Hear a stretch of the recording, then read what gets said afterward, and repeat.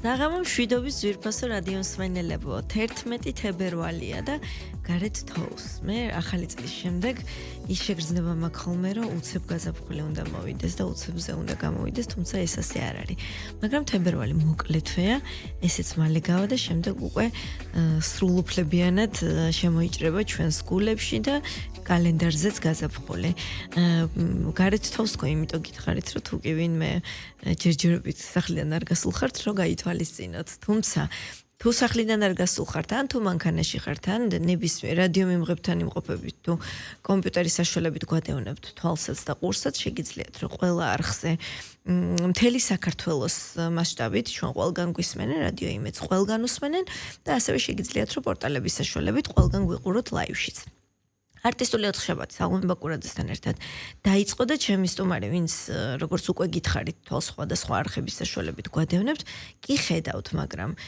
მე უნდა წარვადგინო მთელი გულით სიყვარულით პატივისცემით და დიდი მოფერებით ჩემი კოლეგა მეგობარი ნათესავი უახლოესი გოგა მესხი გამარჯობა გოგა გამარჯობა სალომე როგორ ახარ მადლობა, კარგად, თავად. მეც ნორმალურად, კარგად. მითხარი, ამინდებზე როგორ რეაგირებ? დღეს თოვსელოდი? იცი რა, არა და ერთი მხრივ კარგია რომ რაღაც ჰაერი იწმინდება, ჩვენთვის რა თქმა უნდა კარგია, მაგრამ მეორე მხრივ უკვე დაუმღალა და სიცივემ დაგხავ. შემიძლია სიცივე. ზაფხულის ადამიანი ხარ, ესე იგი რომელსაც გიყვარს, ხო? მზე სხვა თუნდაც მთა, მაგრამ მზე აღარ შემიძლია. მგონია რომ მინიმუმ მოცურავე უნდა, ეხლა სულ მგონიას რომ ვამბობ მე და შენ ხო გუშინ არ გავიცანით ერთმანეთი და 1-20 წელს წინ. ხო და აი ამ სულ მგონია რომ რაღაც მინიმუმ მოცურავე. მორაგბე მოცურავე. რა სპორტს კალათბურთი მიყვარდა ყოველთვის და თამაშობდი. გიყვარდა პროფესიულ დონეზე მისდევდი რომელიმე სპორტს? დონეზე ნათამაშები მაქვს, მაგრამ შენი მთელი ცხოვრება მიუძღვენი სიმღერას.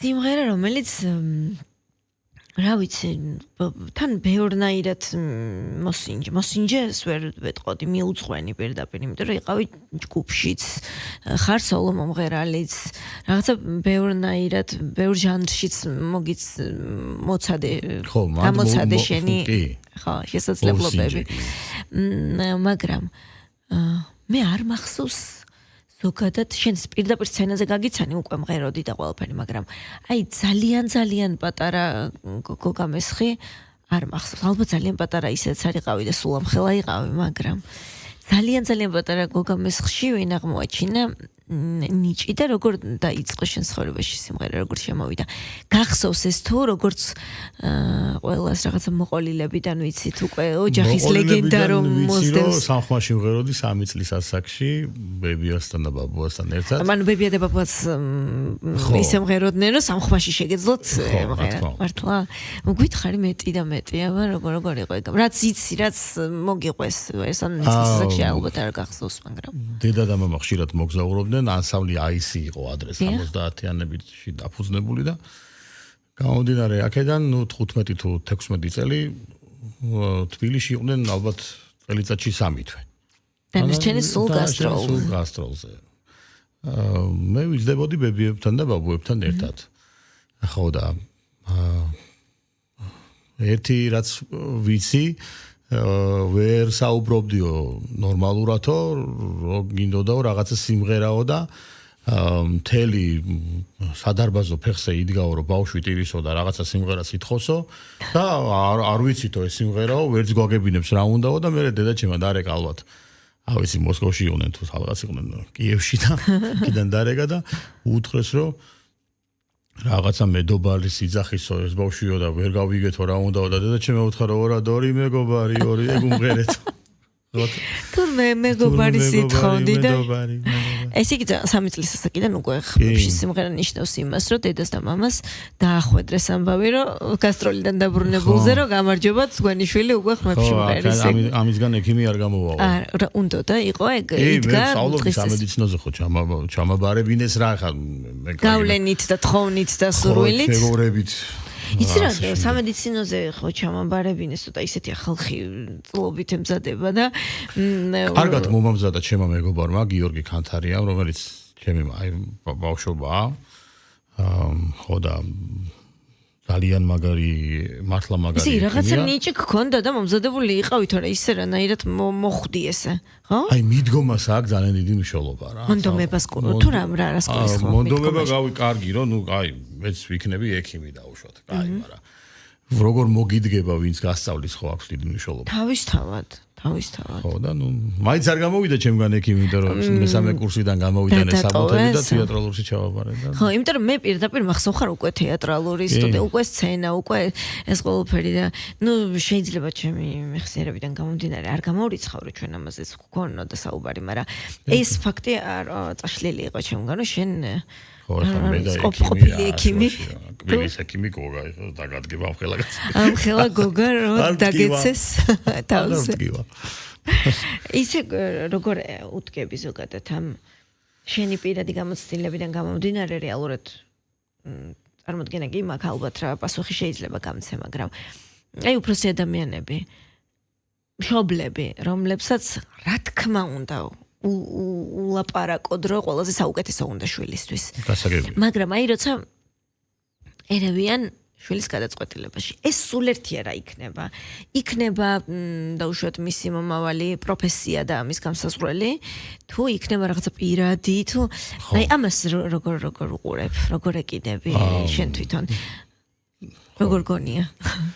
იმიტომ რომ ორი მხარე აქვს ამას. რა თქმა უნდა, მშობელი ყოველთვის ცდილობს, რომ მისი გამოცდილება გაუზიაროს, არა იმიტომ, რომ თავს მოახუიოს მაინც და მაინც, არა იმიტომ, რომ რაღაცა შვილები დაიცვას, რაღაცა ზედმეტი ტკივილისგან, რაღაცა უსაფრთხოების ზომებს მოკლედ და სინამდვილეში ეს ჩვენი ბავშვობა იყო 90-იანებში, ხო მართალია? გამომდინარე აქედან 90-იანებში რა ცხოვრებაც იყო, ვერც გავამტყუნებ ჩემ ოჯახს, რომ რაღაცა პროფესია გქონდეს. ეს რომ ხო, რაღაცა ხელჩასაჭიდი, კაცი ხარ, ოჯახი უნდა შეინახო, მესმის, მართლა მესმის. მაგრამ აქ რაც არ გაქვს, ახლა ეგ ცალკე თემაა, რაც არ გინდა ბოლო-ბოლო, მაინც ისე რო გაიზრდები, იმას გააკეთებ, რაც გინდა.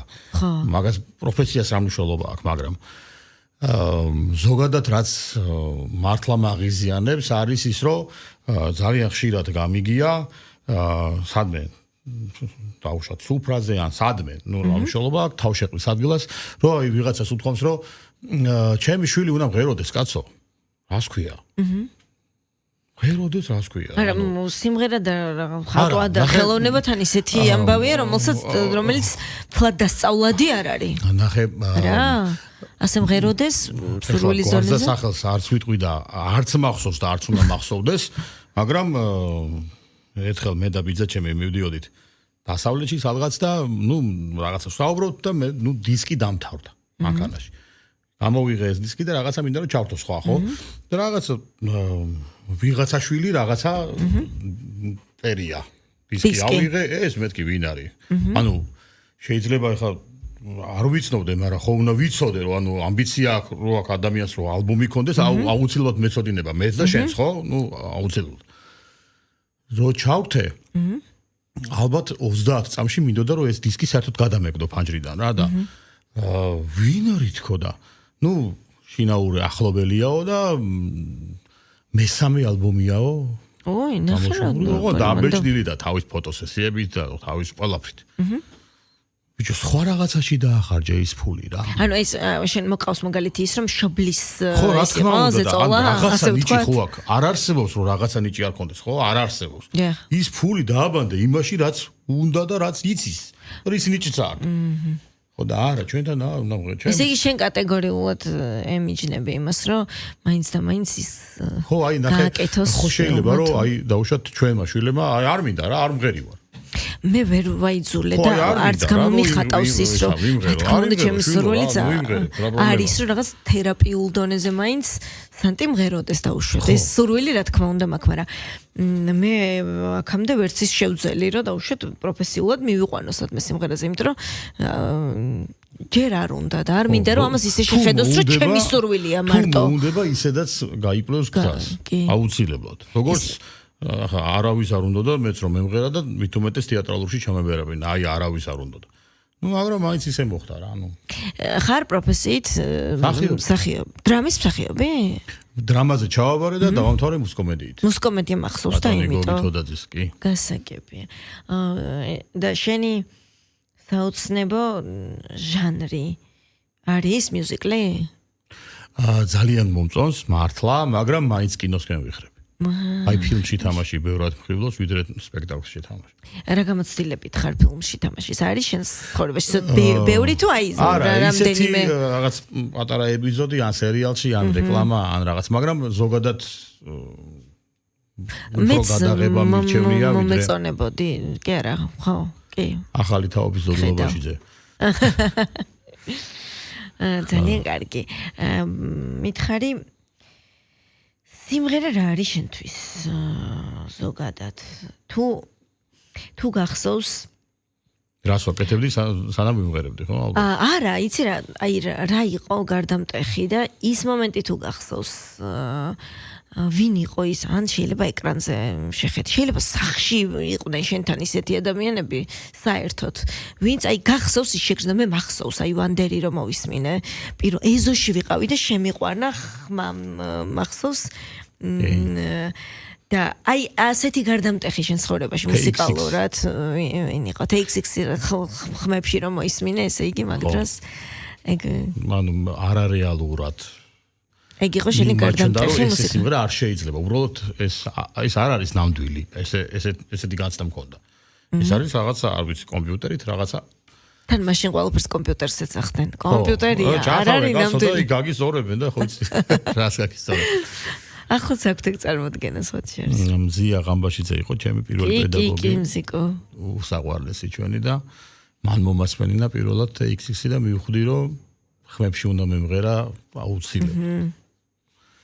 და მე იყო ვივოშენს ცხოვრებაში? მალევე? კი. როგორი შეკრება მოხდა? ეს იყო დაუშვათ ხელმძღვანელის მიერ შეკრებილი 4 ბიჭი. თუ დათუ ნამგელაძე არის ჩემი სისხლი და ხორცი. ჩემიც. არა, ჩემი მართლა სისხლი და ხორცი. გასაგები. ჩემი ძმა რა თქმა უნდა, მაგრამ ბებიები არიან დები. ბებიები არიან დები. მე ისე მოხდა რომ დათუნას დისკორწილში ისე შევხვდით საფუძვლიანად და მე გადაწყვეტეთ რაღაც ხმარ გემღერა, მე დაზაგავიცანი წორწომია დათუნას მხრიდან და მე დაიწყო. მე მოიყვანეთ სუხი და რაღაცნაირად ესე იგი სამეგობროთი შეიკარით. და ეს არის ხელმძღვანელის მიერ ესე იგი ხმებად შერჩეული ჯგუფი. თქვენ დაიწყეთ გამოდის. ჩვენ დავიწყეთ, სამმა დავიწყეთ მიშკამ, დათუნამ და მე. რა მაგარია. ძალიან მიყვარს ეგ პერიოდი, მახსენდება, როცა ჩვენ რაღაცა ერთად ბავშვები ვართ მაგ დროს. რა არის შენთვის სცენაზე ყოფნა? პარტნიორთან ერთად და რა შეგრძნება ეგ? მაინც ხმებში სიმღერის ბიჭი ხარ? თუ სოლოშიც კარგად გრძნობ თავს? არა, სოლოშიც გადასარევად გრძნობ თავს, იმიტომ რომ არა, ესე ყოველ კვირაში ახალი სიმღერები გაქვს, რა თქმა უნდა, კარგად გრძნობ თავს და მინდა რომ წარმატებები გისურვო და ასე გააგრძელო კი არა, კიდე უფრო შეგიძლია აჩქარო ტემპერაზია საუბარი, მაგრამ ხვდები რომ კომფორტში ხარ. თუმცა შენი სურვილები რა არის? აი ახლაც რო იყოს საშუალება იმისა, რომ ვიცი რა, ჯგუფი ძალიან მიყვარდა ყოველთვის და ხმებში სიმღერა მართლა. უბრალოდ 4 და 5 კაცის მართვა რთულია და ანუ ხასიათი იქ ვიღაცა გაცივდა, იქ ვიღაცა სარცალია. ეს არ მეხება ეხლა მე. ანუ ჩემი თავისუფალი ვარ, რასაც მინდა, როცა მინდა მაშინ, რასაც მინდა იმას ჩავწერ, რასაც მინდა, სადაც მინდა იქ ვიმღერებ, ამიტომ არის უკეთესი. იცი რომ სოფლიო რანგის კი არა, სოფლიო ჯგუფებიც კი, სწორედ ამ პრობლემის გამო, რომ რაღაცა იქ აზრთა სხვადასხვაობა, იქ მე გემოვნებაში აცდენა საერთო პროდუქტი. მე მაინც ისე ხდება, რომ ხა ბიტლზები დაიშალა ბოლოს. კი, ამას გულისხმობ, რომ ძალიან რთულია ზოგადად. კი ბატონო. საქართველოში როგორ უყურებ შოუ ბიზნესს და როგორ უყურებ დავუშვათ იმ ჯაჭვს, რომელიც სადღაც ჩავარდნილია, იმიტომ რომ მომღერალია ის, ვინც ფიქრობს და ზრუნავს სიმღერაზეც, პრომოუშენზეც, ფინანსებზეც და ყველაფერზე ზოგადად. მე ცოტა გვიან ცოტა არა გვიან მომიწია ამ ყველაფრის დაწყება რასაც პროდიუსერი ქვია და შენ საქმეს რო ანუ შენ საქმეს ისე ცუდა ჯერს საერთო საქმეს რო აკეთებს ადამიანი ვისაც თუმცა იმ საქმეებს გიგوارებს რომელიც მას ეხება უშუალოდ და სულ რამოდენიმე დღეა გივი მახაშვილი ჩვენი იცნობ რა თქმა უნდა იცნობ ადამიანი რომელიც პირველ რიგში კაი ადამიანია და მეორე რიგში იცის თავის საქმე ძალიან მაგრად და ბოლო-ბოლო ქართული ხმების პროდიუსერია და მე შემიძლია დავიკვეხნო რომ ჩემი პროდიუსერიც არის 3-4 დღეა. კარგია, რა მაგარი სიახლე გქონია. ხოდა ძალიან ისეთი სერიოზული გეგმები გვაქვს. არა მარტო საქართველოში და გოგა მე მიყვარს ამაზე რომ ლაპარაკობენ ჩემი სტუმრები. აი მიყვარს იმ პრობლემებზე რომ ლაპარაკობენ, რომ ვერ გეტყვი რომ აქ მაგალითად ამ პრობლემებზე ვილაპარაკეთ და მეორე დღეს გადავჭერით თქო, მაგრამ ყოველ შემთხვევაში ძალიან ბევრი აზრი არის ხოლმე რაღაცა იქ რაღაც შემდეგ კიდე უფრო მეტი რაღაც იკვეთება დეტალი და ამიტომ მომწონს ამაზე ლაპარაკი ამ ინდუსტრიაზე ზოგადად როგორიცაა რომ იქ მომღერლის პროდიუსერის და ასე შემდეგ იმიტომ რომ ეს არის ერთი დიდი ჯაჭვი რომელიც სადღაც ჩავარდნები რომ ათორე დღესაც იწერება ფანტასტიკური სიმღერები დღესაც ისე გადასარევად მღერიან ვიდრე მღეროდნენ დღეს კიდე უფრო მეტი საშუალებაა რომ ვიდეოები გადაიღო გულისხმობ ხარისხით იქნება ხელმისაწვდომობას გულისხმობ თუ ბიუჯეტებს და ასე შემდეგ სიმღერა დავიწყეთ მაგ პერიოდში კი ინტერნეტიც იყო და ყველაფერი იყო, მაგრამ დღეს ბევრად ყველაფერი არ იყო, მაგრამ დღეს ბევრად მეტი ინფორმაციაა. კი, და ამას გულისხმობ და არ არის ეგ ინდუსტრია, რომელიც იდეაში უფრო მარტივი უნდა იყოს ეგ ყველაფერი. მაგრამ არ არის აწყობილი ჯაჭვი. ამიტომ იმ ჯაჭვს, იმიტომ რაღაცები რო აკლია, მე გამოდის რომ რაღაცა სიმღერები აღარ იწერება, სიმღერები რატო არ იწერება? იმიტომ არ იწერება, რომ არ არის მოთხოვნა. მოთხოვნა რატო არ არის? იმიტომ რომ მომღერალს სულ უნდა რომ სიმღერა კონდეს და იმიტომ რომ არ არის რაღაცა. აი ამ ამბავს როგორ უყურებ და შენ შემთხვევაში რატო გახდა საჭირო და რატო გახდა საჭირო კი რა ყველას გვინდა ეკრანზე ალაპარაკი მაგრამ როგორ მიხვედი მაგამდე მოკლედ ეს გზა მაინტერესებს შენგან სალომე პროდიუსერი იყო ახლა ჩემი კლიპის პრეზენტაცია ხო იყო მოსული ძალიან გამეხარდა რომ ვიყავი და ნუ რამდენი ხალხი იყო და ჩვენი რამდენი კოლეგა იყო ჩვენი და მართლა რამდენი ნიჭიერი მომღერალი რომლებიც არაფერს არ აკეთებენ ვერ აკეთებენ კი არა ანუ მე თუ შემიძლია ეხლა მე არა ვარ დაუშვათ ისეთი ოჯახის შვილი რომ რაღაცა გადამდიოდეს ფული და აბა გოგას რაც უნდა და აბა ჩაუღრიცხოთ 200,000 არა ვარ ეგეთი ხო მეც ვწვალობ მაგრამ სასიამოვნოა ეს წვალება რომ მე რაღაცა შედეგამდე მივიდივარ და მე ვიზრდები და კიდევ ვიზრდები და არ აკეთებენ აი არ აკეთებენ იცი რა ფული შოვნაზე არიან გადასული თუ რაღაც კლუბში მღერის თუ რესტორანში თუ იმაში გასაგებია პრობლემა ყველას გვაქვს თავის მაგრამ რაღაცა მე ვფიქრობ რომ სულ ამაზე მაქვს ჩხუბი ზოგიერთთან იმიტომ რომ ბიჭო რაღაცას რომ წაიწევ წინ მე ბოლო-ბოლო ხო იზრდება შენი ფასი როგორც მომღერლის ხო დიახ რა თქმა უნდა იზრდები როგორც მომღერალი და იცი რა მე უბრალოდ ამაში ვხედავ რას იცი სურვილი არ მგონი აქ სიზარმაცეს ვერ დავარქმევდი მე ალბათ ჩვენი კოლეგების მხრივ ალბათ რაღაცა ნიჭი რომელიც ყველას არა სიმღერის ნიჭი არა აი ამ ხო ეგ შეიძლება აი ეს ყველას არა აქ გოგა ეგ ძალიან დიდი ბონუსია როდესაც მომღერალს ეგ შეუძლია თუმცა აი შენ შემთხვევაშიც კი მიხვედი მაინც იმ დასკვნამდე რომ გჭირდება პროდიუსერი რომელიც ამ ყველაფერს გიგვარებს და აი ჩვენი კოლეგები რომელიც ძალიან გიყვარს და გულის ტკივილით თქვი ხო ხელი კი არ გაიშვირი არამედ ის იყო რაღაცა მართლა ოღონდ არც ეწყინებათ პირიქით სიყვარულით ვიძახ მე კი მესმის ხო ამიტომ ამბობ მე რომ გულის ტკივილით და მე რომ აქ ნასწავლი ბევრი ისეთი ხალხისგან რომ დღეს არაფერს არ აკეთებენ ამაზე მართლა ნერვები მეშლა გული მწყდება და მე იცი რა მეც მეუნებიან რომ აი ახლა მითხრეს რომ აი მოდი რა მოგვეხმარები გადაგვაღები გადაგაღები სულ მზად ვარ ხო მართლა სულ მზად ვარ მართლა კარგი სანამ სხვისთვის ვათხარ კაი თემა წამოვჭერი და ეხლა მაინც ახლა უნდა გავიდეთ სარეკლამო ჭრაზე, თუმცა იქამდე მინდა რომ აუცილებლად შენი ახალი სიმღერა, რომელზეც ვიდეო რგოლი გადაიღეთ, რომლის პრეზენტაციაც სულ რამდენიმე დღის წინ შედგა. აი ამაზე უფრო დეტალურად ვისაუბროთ შემდეგ და ხوار მოვასმენინოთ ჯერ რადიო მსმენელებს, შემდეგ ეთერში დაუბრუნდეთ და ვისაუბროთ უკვე გადაღებების პროცესზე, ვინ გადაიღო, როგორ სიმღერებზე, რომელიც ამ ბოლო პერიოდში შენ რამდენიმე სიმღერა ჩაწერე, ისეთი რომელიც უკვე ნამღერის სიმღერის შენებული და ახალი ვერსია და აი ამ მიდგომაზეც მინდა რომ ვისაუბროთ ასე რომ ახლა გავაჟღერებთ სიმღერას, რომელიც ახალია შენს რეპერტუარში, სიმღერას ქვია დაღამებულ ხარ ჩემო აპრილო, რომელზე ვიდეო რგოლიც გადაიღე. ასე რომ ჯერ მოვასმენინეთ ჩვენს რადიო მსმენელებს, შემდეგ სარეკლამო ჭრა და მე ისევ დავბრუნდეთ.